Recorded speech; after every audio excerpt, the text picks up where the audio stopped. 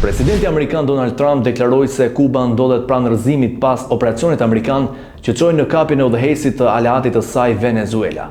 Duke folur për gazetarët në bordin e Air Force One, Trump minimizoi mundësinë e një ndërhyrje ushtarake amerikane ndaj Havanës, duke theksuar se situata atje po përkeqësohet vetvetiu.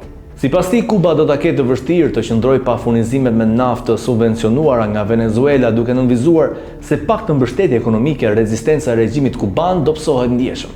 Donald Trump shtoi se nuk sheh nevojën për veprime ushtarake pasi zhvillimet e fundit tregojnë se vendi po shkon drejt kolapsit. Presidenti amerikan deklaroi gjithashtu se gjatë operacionit kundër Nicolas Maduro janë vrarë shumë shtetas kuban, duke pranuar se pati humbje të konsiderueshme njerëzore nga pala tjetër. Këto deklarata u pasua nga konfirmimi i qeverisë kubane, e cila njoftoi se 32 qytetarë të saj humbën jetën gjatë operacionit amerikan. Sipas Havanës, viktimat ishin pjesëtarë të forcave të armatosura dhe shërbimeve të inteligjencës, ndërsa u shpallën 2 ditëzie kombëtare. Autoritetet kubane nuk dhanë detaje mbi rolin konkret të atyre në Venezuelë, por theksuan aleancën e vjetër midis dy vendeve.